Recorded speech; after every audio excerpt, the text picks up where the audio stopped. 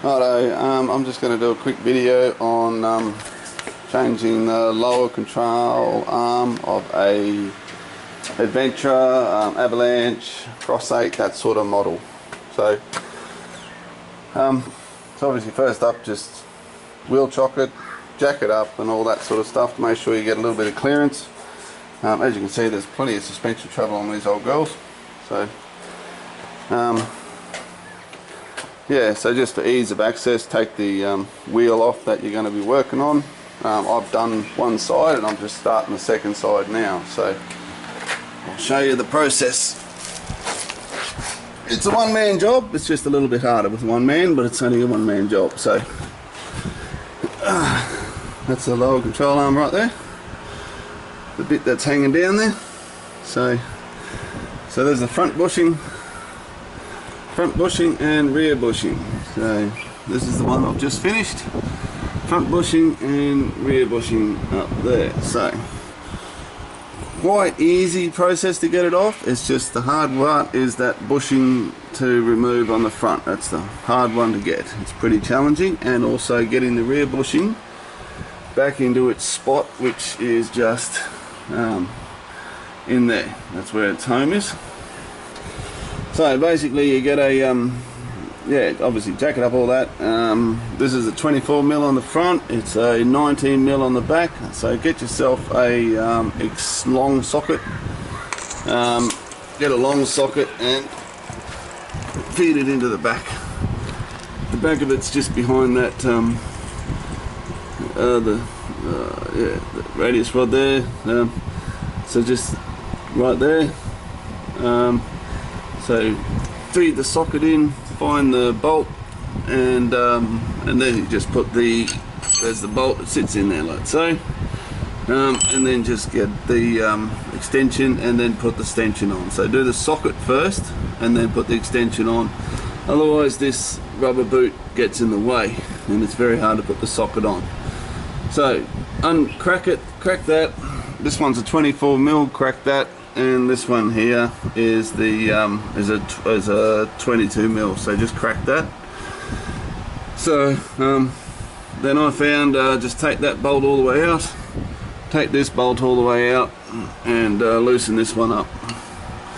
Okay, then what you do is you just lever this out and that out, but you've got to remember to leave them out. This has got to be really, really flat. The bushing that fits in here is a very, very exact fit. So if you try and pull the front down first, it just won't go out, and if you try and do the same with the back, it won't go out. So you got to pull that whole arm, control arm down in one hit, and flat as you can. Just lever it with a screwdriver, front and rear until it's down. So I'm not going to go through the job now, but I'll just explain it because I've just done the other side. So all you do is get a socket. Get a socket on that and hammer that one out. That one comes out pretty straightforward, pretty easy. This one here, what I had to do, I got a saber saw, that one over there, just a $44 from Bunnings job, and I put the wood blade on the front. So wood blade on the front. An electric one, you can get a battery one or whatever if you want to spend some more money, but whatever. So I just put the wood blade on and I just drove it in there and like 10-12 times just drove the saw all the way through, and it went all the way through. So then after that was done, all the outside rubber booting, all the outside rubber boots all torn to pieces. Then get a hammer and a socket and just push that through, and that'll just come through out the other side, no problems at all. So now the hard part, not easy. Right, you'll see here, I'll try and get the torch a bit better. You see here you got the rubber here, and inside that rubber there's a aluminium ring. So that aluminium ring goes all the way around. Now you can get the saber saw and cut that aluminium ring in one section there, and then punch through with a cold chisel or screwdriver. If you've got a big heavy duty one, just punch that section all the way through. So from there and then you get a screwdriver or a child chisel and you lever all the rest of the aluminium ring out. So that'll take half an hour, I reckon, on a good day. And then you got this outside ring here, so you can just see it there, the rusty looking thing. Right, now you need to go and do that same process with the saber saw, but I found because you're getting really close to that, to the actual mount itself that the bushing gets in, you got to be pretty careful. So I went about 9/10 of the way with the saber saw, and then I got a hacksaw and just manually hacksawed it out. That took me another half an hour to 45 minutes because I was pretty careful on it the first time around. Second time I won't be so careful. Right, so then you get give it a bit of a clean and degrease and all that sort of stuff. Then you go and get your new bushing and do the back one and the front bushing. I'll go and show you the ones I've got. Sorry about the crazy camera angles. Oh, so I just got that one. It's just a white lined one. There's the front.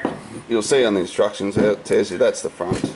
That's the back, whatever. The front's got a little bit of an extra thing there, but it doesn't matter. The instructions tells you that, and that washer goes on like that. Back doesn't matter.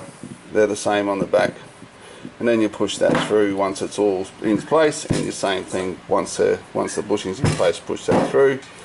Your lubricant supplied in the kit, so you just throw that on the outside with your finger through there, push that in there. Alright, so then once it's in place, you've got to make sure that these are all the way home. They've got to be all the way home, touching each other, because they're exact fit underneath once the control arm goes back in. So they might need a little bit of a mallet or something to hammer them all the way home. Same with these ones here. These were quite tight, so they got to be hammered all the way home, otherwise that back bushing is a nightmare to get in. So do that. Now when you go and put the control arm, put grease on the outside there, grease on that face, obviously not on that one, and put on grease there, and grease on the actual part that it's got to go into.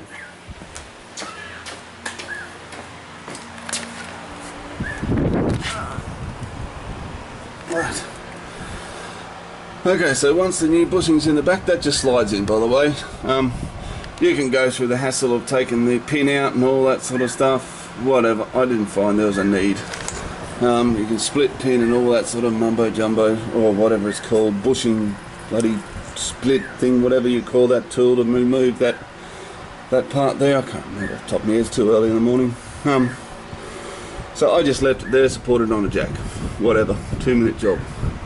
So new bushing in there, it just slides in, make sure it's all the way home. New bushing in there, make sure it's all the way home, make sure it's all the way in. Right, now the back one is a pain in the ass to get in. So sorry about my language. It is a nightmare. So what I did, I've got a jack and I've got a piece of wood, and I jacked that up and push that up into place with a piece of wood. Now again, this has to go back in perfectly flat, so front goes in at the same time as the back. Now I found that as I pushed it in, the arm would push out and I wouldn't be able to line up that pin properly. So what I had to do was jack it and push it at the same time at an angle, so that would go in place. So I put the bolt in as much as I could get it in, and then I used the screwdriver through the hole here and gradually lined up that back bushing until it was in place. That took me 40 minutes, I would suggest, because it was a pain, because it kept coming out at an angle, because all this is loose. Look, that's all loose, hanging in the breeze now, so there's nothing to stop it going out on a funny angle. So grease there, lots and lots of grease. Check that these surfaces are very clean.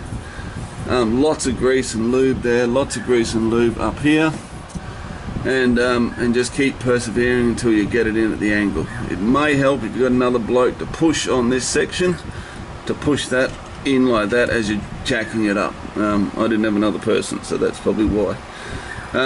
So put the bolt all the way in, just screw it in a little bit. Same with this one here, bolt all the way in, screw it in. Again, use the screwdrivers to lever it into the exact position. Once that's done, it's just a matter of tightening everything back up, tighten it all up, and away you go. Put the wheel back on and all that sort of stuff.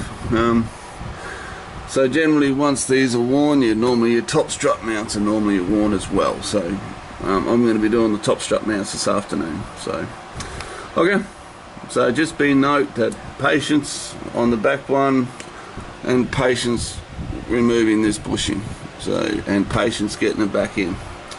Okay, hope that helps, saves you going through the nightmare I went through. Okay, cheers, bye.